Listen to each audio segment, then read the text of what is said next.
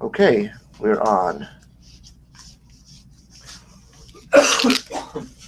So Rabbi Linzer did us all a favor and got us really close, well, to the end of the discussion that we've been having about the androgynous. Now I wrecked his. I'm not sure what happened here. Oh, it'll be. It's not in on that side. That's why. The other side. Kind of slips in, All right. in the guide. You see, there you go. There we go. Okay. Maybe just unscrew this. There we go. That's it. All right. Rabbi Linzer has gotten us pretty far in the discussion of Rabbi Yochanan and Reish Lakish with regards to the androgynous, the hermaphrodite, which we've been dealing with up to this point. If you recall, the question is, we talk about a hermaphrodite getting married, and the fact that he can, that according to Rabbi Yossi and Rabbi Shimon, a hermaphrodite can cause his wife to eat truma. So Rabbi Yochanan says even matnot kuna, even the parts of the even things that are really kodesh mamash, like really parts of the sacrifices. And Reish Lakish says no, not those things.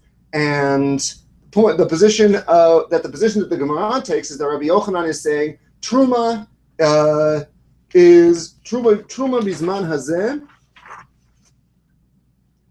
is deoraita. Because the Mishnah tells us that the hermaphrodite can feed his wife truma, that tells us that he can feed her any kind of kodesh, which is not necessarily the case if it were if truma bizman hazeh were derabanan. So now the Gemara asks, so we're on Pebet Amud Bet, close to the end of the Amud, 1, 2, 3, 4, 5, 6, 7, 8, 9, 10, 11 lines from the bottom approximately. Pebet Amud Aleph, excuse me. V'savar Rabbi Yochanan, Truma bizman hazeh deoraita? Is it really the case that Truma today is deoraita? והתניא שתי קופות, אחת של חולין ואחת של תרומה, ולפניהם שתי בשאין, אחת של חולין ואחת של תרומה, ונפלו אלו בתוך אלו, הרי אלו מותרים. שאני אומר, תרומה לתוך תרומה נפלה, וחולין בתוך חולין נפלו. So we have the following case. Two baskets of truma, or rather two baskets, one of truma and one of chulin, and next to them or above them are sitting two se'in, a certain measurement, also of truma and chulin, and the se'in fall over. They fall into the baskets of truma and chulin. And our question is, what do we do? We have a safek and we're not sure how to handle it. So the Braita tells us that what we're dealing with here is all okay, because we say, okay, the truma fell into the truma basket, and the chulin fell into the chulin basket, and it's no problem. Ve'amar Reish Lakish, and on this case, Reish Lakish said, Vehu sharabu chulin ala truma. And this is specific to a case where the chulin that's sitting in the basket is greater than the se'av chulin of truma that is sitting above or next to it. In other words, even if the truma had fallen into the chulin basket, we'd still be okay because there would be more chulin than truma. And in Yisurin D'Rabbanan, we say that they're batel b'rov. We don't require shishi. We don't require 60 parts. Wow. It's enough just to have rov. So that's pretty clear evidence that Reish Lakish holds that truma is D'Rabbanan. And what about Rabbi Yochanan? Rabbi Yochanan amar af al pi shelo rabu chulin ala truma. Even though there's not more truma chulin than truma, in other words, even though we can't guarantee that the chulin fell, if the truma had fallen into the chulin, it would have been okay. We still say that it's all okay because truma fell into the truma and chulin fell into the chulin. So he's actually more lenient in this. Yes, in both cases, and he's more lenient. Interestingly, right, exactly. Bishlam al Reish Lakish kasavar b'drabanan nami ribuyahu deba'inan. So okay, I understand Reish Lakish because Reish Lakish says okay, in cases where you have some kind of isur d'Rabbanan, it's enough to have rov. It's enough to have more chulin than truma. El Rabbi Yochanan kasha. Excuse me, but Rabbi Yochanan we have a kasha. So right, why does Rabbi Yochanan seem to think that even though it's still okay, even if there's more chulin on the truma, especially if you want to say that Rabbi Yochanan thinks that truma is doraita. If it's doraita, it's certainly not going to be batel berov. So we're stuck. So we say, Mani, who are we talking about in this case of truma? Rabbananhi. This is the position of the people who disagree with Rabbi Yosei.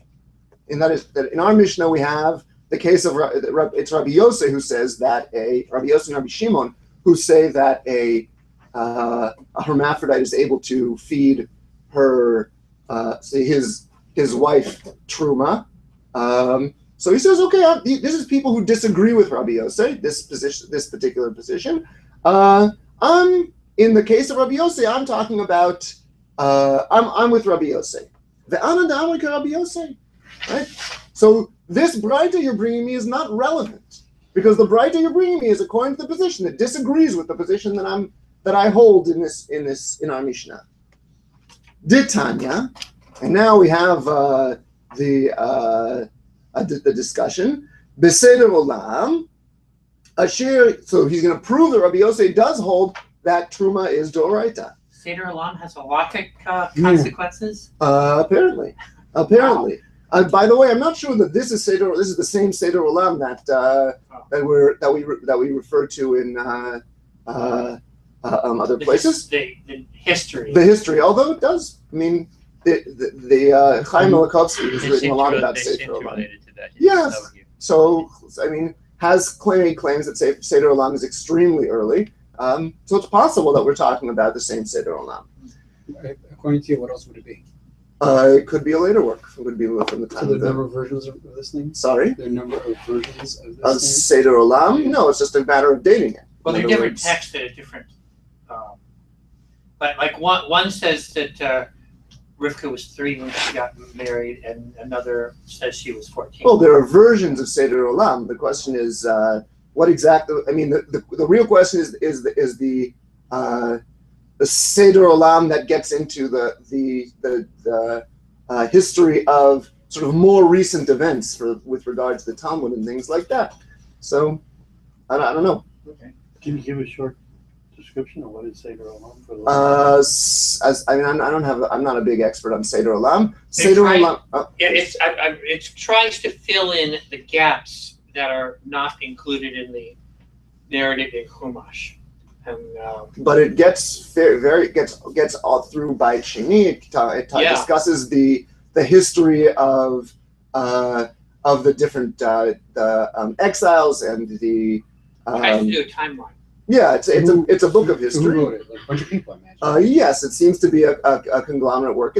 It looks very much like sort of our rabbinic literature, like the Talmud or something like that, like a collection of Baraidot or something like that. I think it's attributed to Rabbi Yossi. Maybe attributed, I don't know. Would make sense in this case. That's what it says here coming up. Yes, although it may be who's saying this particular Baraita on Seder Olam. In any case, yeah, that's as much as I feel comfortable saying about Seder Olam. I really don't have a lot. So it's not like the Chumash and this happened and that happened, the other thing happened. It is a discussion of history in terms of what happens going back to the Torah and coming all the way to. Yeah, so it's like Sukkim. It's like reading the Torah, but it's just Seder Olam. Except for that, it doesn't sound like Psukim. It sounds like Baraita. Okay, so Amar so and so. This is what happened then. I think there's less Amar, but you'll see. I mean, so it says Titania b'Seder Olam Asher Yarshu Avotecha V'Yirishta. It brings a pasuk. Yerusha Rishona V'Shniya Yesh Lahem U'Shlishit Ein Lahem. That's the Baraita. So we have this pasuk that your fathers you will come to the inheritance that your fathers inherited, and you will inherit it. So a single Yerusha and even a second Yerusha they have, but they don't have a third. So Rashi explains, what are we talking about? We're talking about the first Yerusha is the Yerusha of Yoshua ben Nun when he took over the land, and the second Yerusha is when Ezra came back and brought all the Jews back to Eretz Yisrael. But he says there's no need for a third Yerusha because Eretz Yisrael is still Kodesh. Eretz Yisrael is still Kodesh after the second time. After the first time, the Kedusha of Eretz Yisrael was eliminated. There's sugiot, actually several sugiot about what's the story with the Kedusha of Eretz Yisrael. How does it come? Does it go? Does it stay? In any case, the position of that Rashi presents here, and I think it's the position of the Gemara, is that after the Yerusha of Yoshua ben Nun, so then there was Galut Bavel. Galut Bavel eliminated the Kedusha of Eretz Yisrael. When Ezra brought the Jews back, that was a second Kedusha. They made it Kodesh again. But there's no need to do it again. As Rashi says, Galut Titus doesn't do anything. The fact that they are now that the Roman exile is not something that eliminates the original Kedusha, and therefore we still have the Kedusha of Eretz Yisrael, which means that Truma is still Doraita. That's the position. V'amar b'Yochanan man tana seder olam, who are we talking about in Seder Olam? And as David said, maybe this is the attribution of Seder Olam, the entire book Seder Olam. It could also be this specific Braita. In any case, Rabbi Yosei. Rabbi Yosei is the one who says Seder Olam. Therefore, Rabbi Yosei does hold Truma Bizman Azez Doraita. And therefore, Rabbi Yochanan says, I don't have any problem. Oops, I tapped the microphone. Therefore, Rabbi Yochanan says, I don't have any problem with the Braita you brought. That Braita is not in accordance with the position that I'm discussing. So we say, Rabbi Yochanan b'Rabanan lo ba'inan ribuya. What about the position that, okay, according to the rabbis, so fine. So in that Braita with the baskets in the se'in that fell into the baskets, right? All right. So you say that's not the position of Rabbi Yosei, which is the position that I'm discussing. But at the same time, so you admit that it's D'Rabbanan. So if that's the case, then surely you should need a rove in order to allow it, because otherwise you have the possibility that the truma fell into the chulin, and you have a mixture d'mai, and you shouldn't be able to eat it, because you don't have a rove. So what? Does Rabbi Yochanan not think that we need a rove when D'Rabbanans? The hatnan mikveh sheyesh ba'arba'im se'ah mechuvanot natan se'ah v'natal se'ah kasher ve'amar Rabbi Yehuda bar Shila amar Rav Asi amar Rabbi Yochanan ad rubo. So we have a Mishnah in mikvaot that says in a mikvah, if you pour, so you have a mikvah that's 40 se'in, which is a kosher mikvah, and then you take a se'ah of something that would normally be posela mikvah, like fruit juice or something like that, and you pour it into the mikvah, and then you scoop out a se'ah of the new mixture of fruit juice and 40 se'in of mikvah water, and you pull it out, you still have a kosher mikvah. Even though at this point, what you've really done is you've reduced the amount of water that's not maim shuvin, that's not drawn water in the mikvah, because you have something else in it. And Rabbi Yochanan says about this, you can do this until it is, the majority of it is not, is no longer mikvah water. That's how far you can go. Why the majority? Because apparently, because maim she'uvin, the problem of drawn water is a d'Rabbanan problem. It's not a d'oraita problem, and therefore you can go until the rove. By the way, there's a Tosfos here, very, very difficult kasha on this particular issue in terms of, yes, maybe maim she'uvin is d'Rabbanan, but the case of this Mishnah is actually talking about fruit juice or something else, which is actually d'oraita. They come up with not such great answers, but I think the question is a valuable question just to keep in mind. In any case, so we say Adrubo my love, is it not the case, Denishtayeru, that Rabbi Yochanan demands that the water of the mikveh, that is mikveh water, needs to be the rov? We say, la, delan nishkol rubo. What is Rabbi Yochanan saying when he says it needs to, until there's a majority? He says it means you shouldn't have taken out most of the mikveh water. But if it's half and half, that's still okay. So you don't need a rov. It's okay for it to be half and half. And therefore, this Braita doesn't bring a kasha on Rabbi Yochanan saying that Rabbanans don't need a rov. V'ibait ema, and if you want... I'm sorry, did you say that this Tosfos says that this is a Doraita case? You're talking about the Tosfos say that fruit juice is a Doraisa case. They come up... So this doesn't answer, so really, I mean, this isn't an answer. No, it has to... I mean, the Tosfos kasha is an important kasha from the point of view of the Mishnah elsewhere. But in terms of the way that the Gemara is treating this, I mean, it is certainly accepted as a reasonable answer to the question. So we have to assume that Rashi's Perush, when he says Maim She'uvin Dorabananhu, that's the way they're reading this Baraita. This Mishnah. The way the Tosfos solves the problem is, they don't have a great answer for it. It's a kasha. It's a big kasha in terms of what exactly we can do with this Mishnah and how we solve the problem of, so when we say, of Rabbi Yochanan. But in any case, right? Practically, the real mikvah is not putting in fruit juice anyway; it's putting in water. Yes, in terms of the practical halacha, it's not going to be an issue. Okay.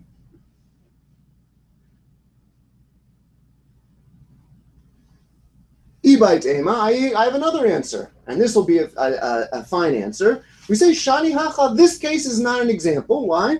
Rather, the case of the truma falling into the chulin is not a problem.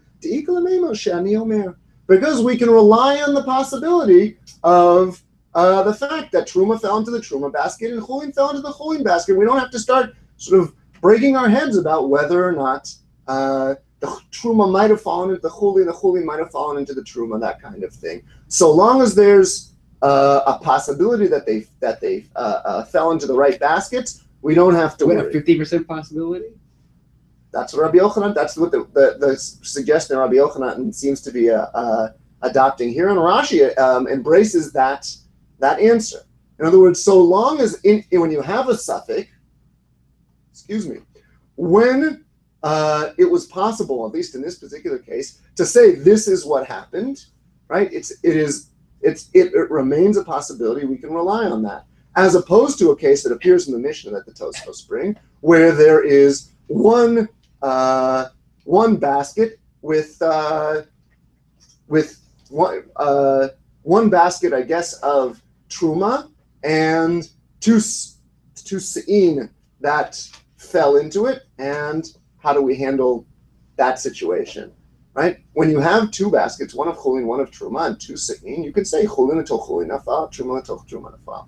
Charlie?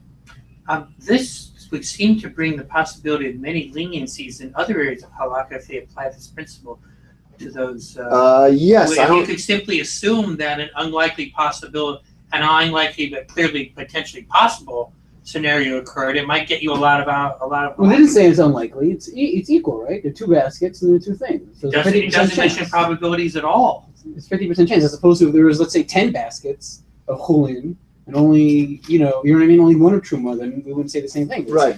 Right. I mean, I don't know actually, and I don't know exactly how far we're willing to take this principle, or if this is an explanation that the Gemara is going to use to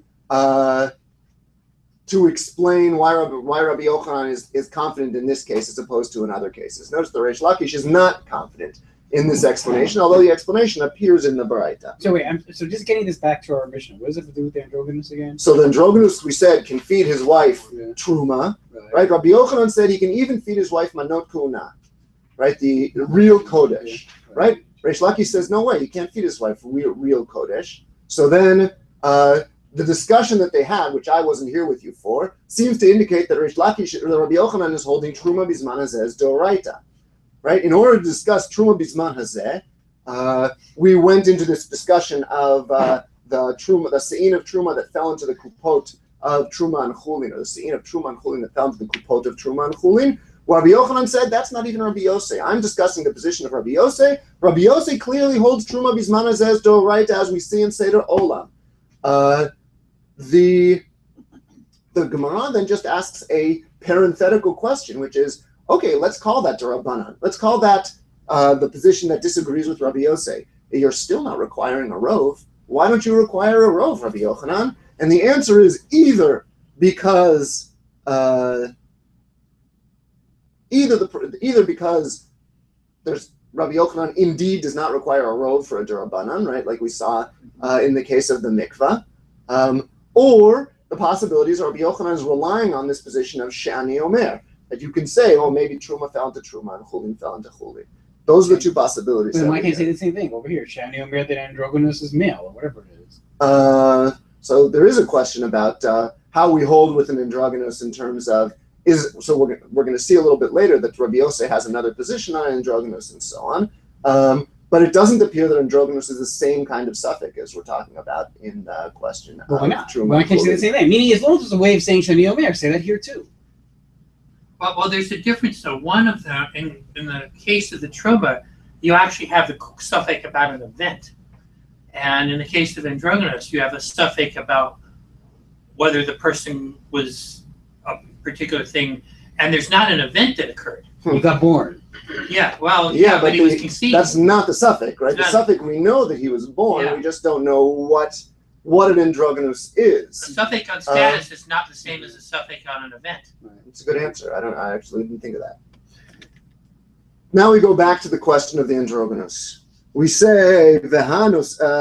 Tnan. Back in our Mishnah, androgynous nose. So we're now testing the waters again. What is the story with this androgynous? Is the androgynous essentially male? Do we treat the androgynous essentially male, or do we treat the androgynous as a suffix? So to say androgynous no say that a hermaphrodite can marry somebody, that suggests that lechatchila they can go and get married, which means that they're actually essentially male. So the Gemara says, Tani im nasa. You should treat that as not as a lechatchila, but as a diavad. If the androgynous got married, then it counts. The hanosek tani. So, but it says no se. What are you going to do about that? So you say uli tamich ma aval lo nisa. What about the position? If you want to say, okay, well, it says no se. At the end, it says, but an androgynous is not wedded. An androgynous weds, but is not wedded. So the language of lo nisa, right, as in passive, right, is the lashon of diavad. If it happens afterwards, you don't allow it to be a case. Elamai nisa, elamai. What do we say about this? Nisa diavad, no say nami diavad. Both of these cases are diavad. Amre, lo noseh lechatchila mashma, aval lo nisa diavad nami lo. So maybe you could say noseh is lechatchila, right? You can say, so the androgynous shouldn't marry lechatchila, but if they were wedded, they shouldn't even get diavad wouldn't matter at all. In other words, the diavad maybe they can be noseh, but diavad they can't be wedded. They can't be wedded. Like Sorry. It's like kind of like lozu apsu. Yeah, something like that. So we have a new question. V'hani miktani seifa Rabbi Eliezer omer androgenus chayavin alav skila kizachar. Right? Rabbi Eliezer says very straightforwardly that an androgenus, if a man sleeps with him, or if a woman sleeps with an androgenous who's married, right? You get skila for that, like a normal man. So Rabbi Eliezer's position is that an androgynous is male, right? If he's stating that must suggest that there's some disagreement or some difference of opinion between Rabbi Eliezer and Tanakama. So we say Miklal Tanakama Sapuke Misapka. So that would suggest that Tanakama is in question. Misapuke Misapkale. So we say no. Ben Lamal Mifshat Pshita.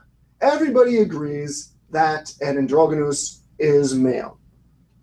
Mitzah Pshita. Iga Benai, who the disagreement is Skila Mishnei Mekomot. do you get skila depending on the kind of sexual activity that you have with the androgynous? The androgynous has two sets of genitalia, so it's possible to have sex with the androgynous in two different ways. So we say probably the Tanakama who says that, right, no matter how you have sex with the androgynous, you're going to get skila for that. One says specifically you have sex sort of in the male way. Amarav. So we have extra time. I guess I have to ask you, how does Rabbi Linzer deal with? I mean, Rabbi Linzer got us through basically an extra amud last time. He's plow on ahead. Plowing ahead, yeah. Okay, let's Don't do get it. too far ahead. You'll get a daf ahead. I don't think we're going to get a daf ahead. I'm not concerned that that's where we are. I just want to know, like, this would be the place to stop if you guys want to go get coffee early, or we'll continue. Keep going. All right. Amarav. Question though. Yes. It's kind of a half-formed question, but the more stuff's exploring here about this Shnei Mekomot. Mm-hmm. But there are different permutations. There actually, you know, if you think of the types of sex that the Gemara considers, is also lo kadarko, what you might call. So yes, so correct. That's a third possibility, and you wonder if there isn't some being on the receiving end, if you will, can be done in two ways for an androgynous, and the Gemara doesn't explore that. Yes. I don't. That's what the two places means. No, So it could be. so. It could be that it could be that that's two places. Or the males. Or It's not two. Using the male. Right. No, Yeah, it's sure. It's not talking about I mean, Lokadar. Yeah. No. That's what No. the No. It could be interpolation. That's how Steinsaltz interprets it. It could be the other way, but I guess it Article makes, says even I think the first obvious one is if he uses the penis. Right. Right. That's number one. That's the That's primary. not- No? That's not what it's. what Rashi says is afilu b'nik. Sorry. Rashi says afilu b'nikevu tov v'tamam fresh l'kamam b'kruna. If you have anal sex, that's a different. Is that also skill? Yes. This thing, Yes. denote your anal So then it'll actually be three. or the So yes, I mean I agree with you. Something is being left out, regardless of whether you interpret that what we're talking about here is anal or vaginal or whatever. But whether They're you're basically saying if you treat the androgen as a woman, so there's no, in that case, they're not assuming it's the other way around. They're never looking at that. That would be the case. But that's not the androgen as a man and he's married. Well, right. how it- But that's not written in the Gemara. That is that's the interpretation that's found elsewhere. Where's the Rashi? The Rashi is the last Rashi or the second to last Rashi on the Amud. He doesn't give us much to go by. He says afilu b'nikivuto, which would suggest vaginal. but look at the next one. Yes, exactly. Meaning Rabbi Eliezer says saval kizacha. What does that mean? Bimkom zichrut. Right. So Right, meaning in the place of the masculine. right. So if organ. he's vaginal sex with the androgynous, and he's not chayav, because that's like That's the having sex- position. That's like having sex. With That's the with position. female. That's the position. With Rabbi That's the position of Rabbi Eliezer. Yeah. But Dov is asking about the position of Rabbanan. It's not obvious. But then if he's contrasting that, then let it be anyway. The question. Any single which way. Yes, according to Rabbi Eliezer, the question is what does No, Tanakama hold? according to Rabbi Eliezer, you're okay if Yes. you would sex with him through a female organ. Mhm. If Rabbi Eliezer is agreeing to Tanakama, that means the Tanakama would say no matter what way you did it, you're Okay, but the Tanakama discusses Shnei Mekomot. The question is, does Shnei Mekomot mean any which way, or does Shnei Mekomot? No, but meaning like there's always an issur of homosexuality, which is anal. So that's Uh-huh. according to everybody. Right. So the Tanakama but- is agreeing with but- Rabbi Eliezer. That means even if you But Lokadaka is not a problem with women. but this If is the- but this so- is, So this is that. Oh, I see. The Tanakama I think agrees that it's Tanakama obvious agrees. that Yes. he All uses right. his penis as the penetrator. Mhm. And that's all. You know. Why not even talking about that? Because that's obvious. Got it. Maybe. Mm-hmm. Okay, perhaps. All So right. you could even go the other way. Rav Amar Rav, late lamanitim kamei braita. This Mishnah does not hold up, considering that the braita that I can bring. Ditanya, Rabbi Yosei Omer, Androgenus birya bifnei atzmahu, lo hichriu bo chachamim im zachar nekeim nekeva.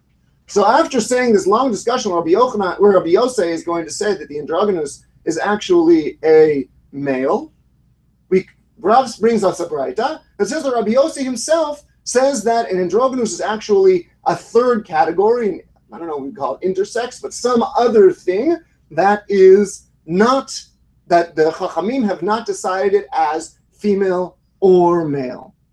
So we say, Adraba, later the Braita mikamei maniti. Why should the Braita dominate? Why shouldn't the Mishnah dominate? So, right, I mean, you have two equal sources. By the way, people like to talk about the question of, like, is the Mishnah, does the Mishnah have some kind of authority over the Braitot? And I don't know, I've heard people mention situations where it does, but in many, many situations in the Gemara, and I would say in most, it's very clear that the Mishnah and the Braitot are considered to be totally shkulim. They're completely equal. Go ask Rabbi. I mean, we don't know how things are chosen to be in the Mishnah, how things are not chosen not to be in the Mishnah. Maybe that was the position of the Mishnah, but the Braita is considered to be a perfectly equal source. Right? That's why we have a Tosefta, which says all kinds of things that we think, were left out inappropriately that really ought to be still canonized or something like that. That's what things are left out inappropriately. Should have been in the Mishnah. Many of them in the Tosefta. I don't know if you can say everything in the Tosefta, but the Tosefta is a collection of Braitot that adds material to the Mishnah. So we say, why should you, right? There's no assumption here that the Mishnah is authoritative. We say, why should you consider the Braita to be authoritative? Consider the Mishnah to be authoritative. They're equal. So we say, Midishavkei Rabbi Yosei leval zugei shma mina hadarbe. From the fact that Rabbi Yosei in the Mishnah was talking together with Rabbi Shimon, and now in the Braita is talking alone, that tells us that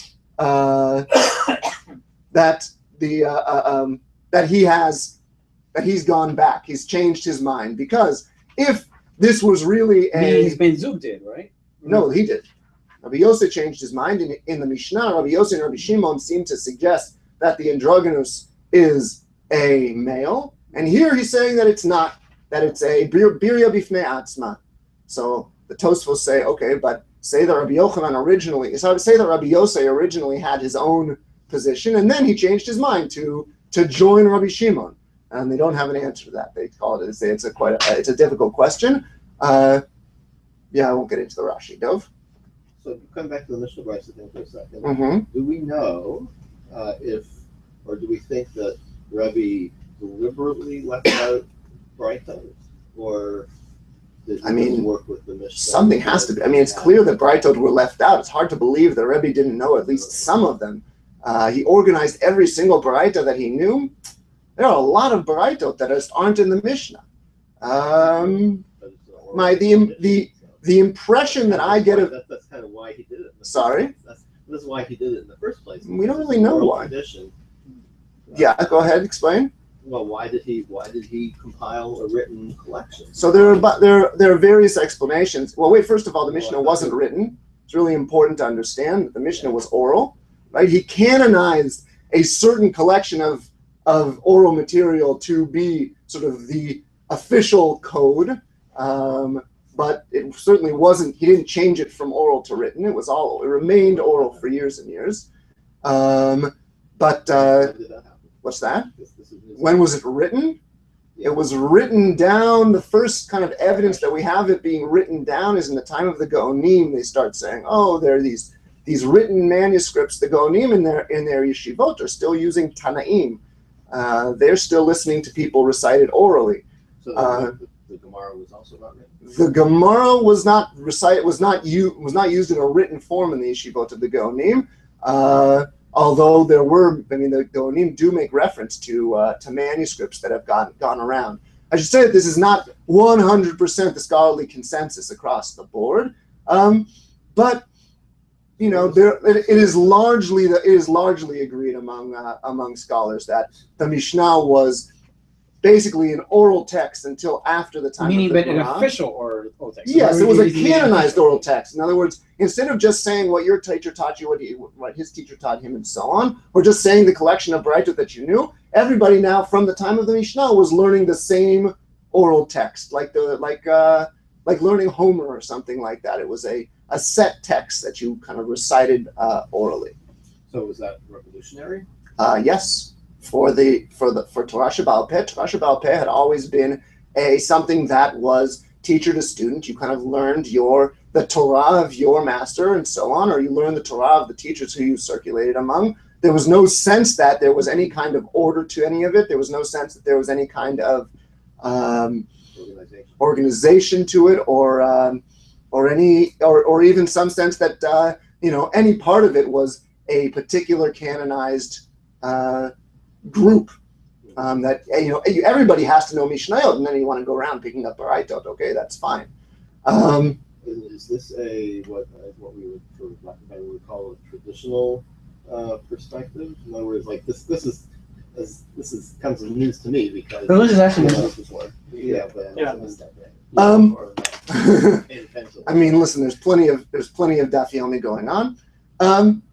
I would say that it's not untraditional. I think that people have made the assumption that correcting the Mishnah is written down, but from I mean, it's not what I learned as a child. Yeah, that's not, yes, okay. So there are people who have made the mistake and perpetuated the mistake that the Mishnah is clearly a written text. But I mean, in the Iggeret of Rav Shira Gaon, the letter that Rav Shira Gaon in the 10th century wrote to people in Kairouan, explaining to them in North Africa, explaining to them how the Mishnah came to be written, it seems pretty clear that he refers to the Mishnah as oral, right, and not written down. And you don't find in the Rishonim that there's like reference to Rebbe having written it. It's not like something that's such a traditional, like this is not taking a stand against the Orthodox to say that the Mishnah was oral. Charlie? Yeah, I'm looking. The oldest manuscript of the Mishnah we have It's 10th is century. 10th century. Yes. But the manuscript doesn't, the age of that manuscript was copied from a manuscript. That creates an upper bound, a bound on how. On how long could have been oral. Yeah. Or strictly oral. I mean, There's a fragment of Hulin that's from the 8th century. So we don't know who was Okay. the first one to write it out. to write any of it, Mishnah. Or, what I can say is that Dr. Shlomo Naed, Hebrew University, and also Hartman, I don't know, I'm not sure what his official, where he is most of his time, wrote a very important article years and years ago where he demonstrated that the organization of the Sifra, the Midrash Halacha on Vayikra, is the original organization is based on the number of words that appear, that like after a certain number of words, when they say, okay, Megillah Bet, okay, Megillah Gimel, and the only reason why you would divide something based on number of words is if it's written down. In other words, you get to the end of what a standard length of paper would be, and then you move on to your next piece of paper. So that is pretty convincing in indicating that as early as those organizations go, which is pretty early, although again, it's not clear that that organization existed at the time of the Mishnah. But as early as that organization goes, the Sifra was being written. That's sort of the earliest proof we have. Predates the statement. Yes, correct. Wait. So what you're saying is that then the Braita, at least according to this Gemara, the Braita has equal standing with the Mishnah. Yes. For whatever reason, wasn't included in the Mishnah. Right. And then Tosefta, does that have equal standing to the? That's not. I mean, Tosefta is just more Baraita. So, okay, so just. Okay. So yeah, they all. So Braita and Tosefta are the same thing. Well, not all Baraitot are in the Tosefta. Everything that is in the Tosefta is a Baraita, right? Not every Baraita is included in the Tosefta. The Tosefta is another canonized text, another attempt to create some kind of canon. So it includes Braita around and Mishnah. what else? That's it. The Tosefta is a collection of Baraitot. Charlie?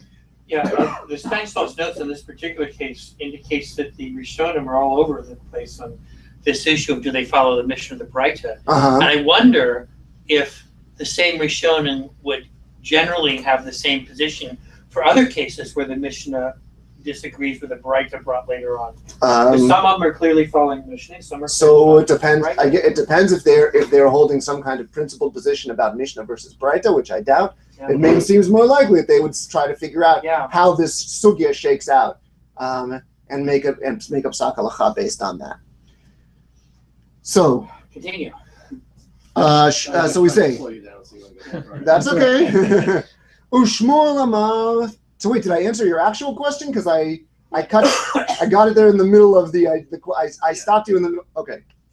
Ushmuel amar later lebraita bekamei matnitin. Shmuel says I actually think that the Mishnah has authority over the Braita. Andraba later lemanit. So we say Andraba later lemanit kamei Braita. Why would you consider either of them to be authoritative? They're equal. So we say because we have a position that Shmuel in general has the position that if we have two positions, we should try to be machmir for the position of a dat yachid. This is a little interesting. Shmuel's case is these we have each other. Right, exactly. We have it's not the case of a das yachid where somebody is like we have a general position and then a slightly more machmir position somewhere else. This is a position where one person says one thing in one place and another thing in another place, and the question is, okay, did he change his mind? Why was he saying two different things? But in terms of the halacha, the Gemara seems to be saying, right, why should Shmuel be honoring the Mishnah? Probably Shmuel should be going in terms of the more machmir position. So we say, and this now gets back to our discussion of Braita and Mishnah, Hani mili kilo mit akra matnitin. This counts in a case where we don't cause the Mishnah to be overturned. But if we're going to cause a Mishnah to be overturned, la chayash.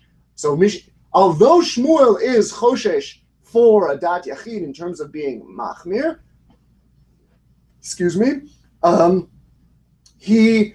apparently according to this, he would only do that in a case where it is the dat yachid appears in the Mishnah. But if it's a dat yachid that appears as a Braita and a Mishnah, then he would hold with the Mishnah. Yes, meaning the dat yachid in a Braita contradicts a Mishnah that has a more lenient but more general opinion. Shmuel would say that the fact that it's both the general opinion and it's also in the Mishnah gives it extra weight. Amri be'rav mishmei derav. Halacha ke Rabbi Yossi be'androgonus u'behar kava. What does that mean? Be'rav mishmei derav? So we're going to talk about who is be'rav when we talk about the school of Rav. But traditionally, we have lots of places in the Gemara where they make reference to the school of this chacham and the school of that chacham. Yeah, I understand. But would you expect be'rav to be quoting Rav? Not always. I mean, look at Rav Huna. Rav Huna quotes Shmuel. I mean, we're going to say that be'rav is Rav Huna, but just because they're be'rav doesn't mean that they'll necessarily be quoting Rav.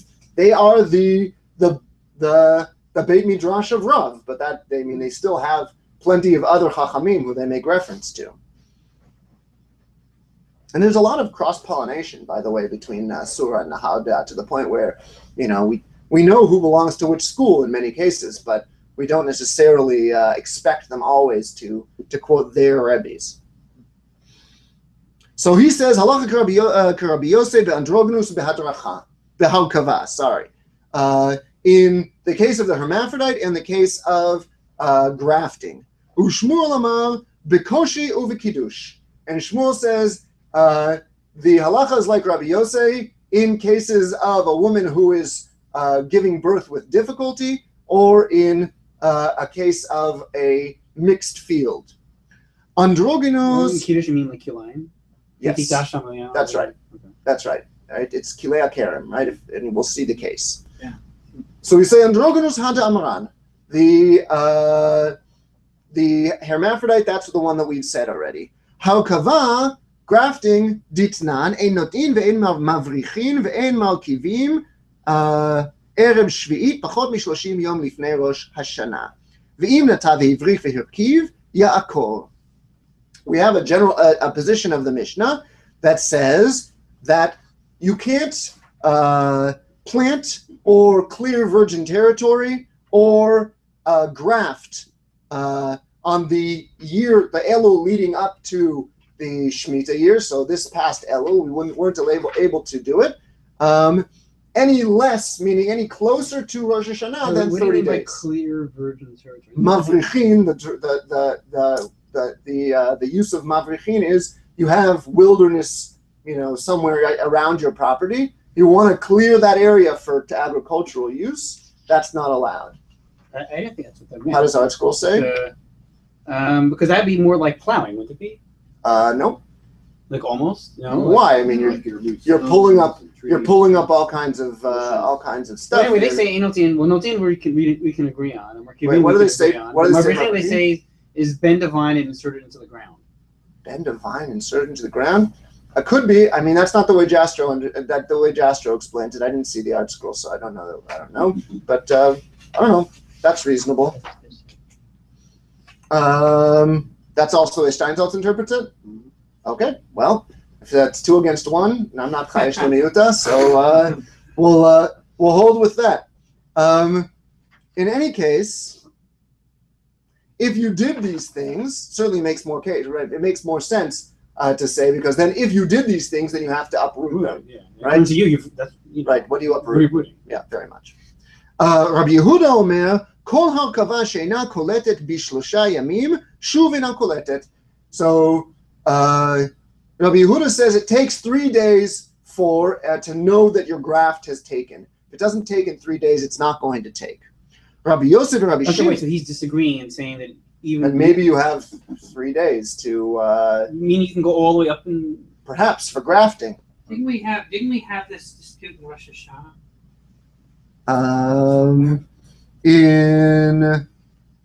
Yes, in Rosh Hashanah, Yud Amud Bet. Okay. This discussion appears. Yeah, good memory. Rabbi Yosef, Rabbi Shimon Omrim, Shtei Shabbatot. So, Rabbi Yosef and Rabbi Shimon say it's not the whole month. It's not 3 days. It's 2 weeks for a graft to take. The Amar of Nachman. We have the position of Rav Nachman. Amar Rav Baravu. L'divrei ha'omer 30, tzrich 30 v'shloshim. He says, actually what we're talking about, everybody agrees that that the month before Shemitah, you can't do these things. What are we talking about? What if you did it earlier, but it only sort of takes root afterwards? So if it takes 30 days for a graft to take root, then you actually need 2 months before Shemitah to allow you to do grafts, because you can't have it continuing to take root even during the 30 days. Wait, I understand that. Wait, well, why are you mocking for an extra month? If it takes 30 days. So he says everybody agrees that 30 days you're not allowed. That we have the what we call Tosefet Shvi'it. You have an extra month that you're not allowed to do this kind of planting. So the question is, what if you did the planting, or in this case, the grafting, on the 31st day? Okay, so the grafting continues to sort of take place according to Rabbi Yehuda for 3 days, according to Rabbi Yosef, Rabbi Shimon for 2 weeks. So it takes that long for the graft really to take hold. So in that case, you're really inside the 30-day limit. You're saying everyone has a 30-day buffer anyway. So right, what Rav Nachman says is we need to add these numbers that we're getting to an extra 30 days. So if you say it takes 30 days for a graft to take hold, then what you need is 30 plus 30. לדברי אומר 3, צריך 3 ו30. לדברי אומר 2 שבועות, צריך 2 שבועות ו30. ושמואל אמר בקושי וקידוש. So basically what you're saying, I'm sorry. So basically you're saying either the Mishnah says 30 days doesn't mean it. Essentially. Well, what Rav Nachman is saying is that the Mishnah that says 30 days, what it's talking about is how long it takes those things to take some kind of, to take root in some way. And he says, this Mishnah is not talking about our normal Tosefet Shvi'it. This Mishnah is talking about the additional things you need to take into consideration when you're planting things that are going to take some time. I mean, it doesn't sound like that, but okay. Listen, that's, yeah. They do, right. So Shmuel says, Koshi of Kiddush, Koshi ditnan kama yehe kishuya.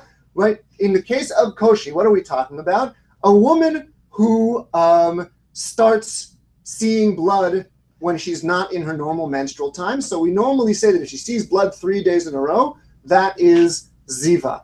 That's a case of zov. This is all doraita, by the way. In today, these halachas are not so relevant. However, we'd say that is a case of ziva. She needs to sit 7 clean days in order before she can go to the mikdash and so on. However, if she's pregnant and she turns out that she is in the process of giving birth, then that blood is not considered to be considered to be ziva. That blood is considered to be part of the birthing process. So then the question is, okay, but how long before she gives birth can she be seeing blood? And we say it's still part of her contractions that's causing the blood. And just one other thing to point out, that this is the case of continuous blood. So assuming that from the time she starts seeing blood, it's continuous until the time that she actually gives birth. That allows us to say, oh, it was all about contractions. It wasn't ever about zov. If she stops bleeding for a day, then we have to say, oh, that the previous stuff was actually ziva. So we're saying is that a pregnant woman, she's very much pregnant. She's in her 6 months. She bleeds for like a little bit. That's ziva. Yeah. We don't say that. Unless it's I mean, well, we say that right today. We say afilu tipat dam kechaldal yoshevet alav. Yeah, that's for, I would imagine that's a woman who's not. It's for pregnant. Absolutely, for pregnant women, for everybody else. It's rare, but Paula told me about a case she had recently of a woman who kept having periods through her 5th month of pregnancy. Right, I have heard of that. It's rare, but it can happen. So, and we treat those as according to the normal halachas of nida. The only thing that you have a distinction of when a woman is pregnant, it's funny, it has sort of I don't know if you'd think that it has more impulse. It's called misuleket. She is kind of removed from the category of somebody who bleeds, which would make you maybe think that it's far-reaching, but it's not. Specifically with regard to visatot, with regard to the order, like the fact that a woman has to be, when she reaches the time when she normally has her period, she has to be concerned about she doesn't have sex and so on during that time. So that those rules are waived for women who are not expected to menstruate, like pregnant women and nursing women and things like that. However, if they do see blood, we treat it the same way we treat all nida. So the question is, how long can this happen? I mean, if she sees blood throughout, right? Charlie said a woman who saw blood like for a long time, right? Can we, if it was possible, if she saw blood all the way through her entire pregnancy, would we say, oh, it was contractions the entire way? It doesn't make any sense. Rabbi Meir Omer, ba'im o 50 yom. Rabbi Meir says either 40 or 50 days. That far back, you can already, if she bleeds continuously until the time she gives birth, we won't call that yoledet bezov, that she gave birth in ziva. By the way, just the main nafkaminim about yoledet bezov, somebody who gives birth when she's beziva, is Demetor, right? What's that? Would that be Demetor? So that has nafkamina with regards to the dam tara, because if she's beziva, then we don't give her any kind of tara until she's actually sees shevanikim. The other thing is that the actual blood itself has particular mitame aspects. Blood of ziva is mitame in a way that blood of nida is not. Rabbi Yehuda Omer daya chodsha. Rabbi Yehuda has an interesting position. He says from Rosh Chodesh of the month where she gives birth. That's right. If from that Rosh Chodesh on, it means from Rosh Chodesh, or does it mean a month before? So the way Rashi explains it is from Rosh Chodesh. It could be that he means just simply a month.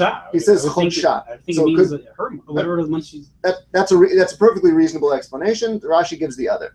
Rabbi Yosef, Rabbi Shimon omrim ein kishui yoter mishtei Shabbatot. So Rabbi Yosef, Rabbi Shimon say we're talking about ein kishui yoter mishtei Shabbatot, 2 weeks. Stop here. We should stop here. It's 8:30. Yep. Dr. Cobb. Okay, so You have to bet. You have to bet. so let's see. Stop broadcast.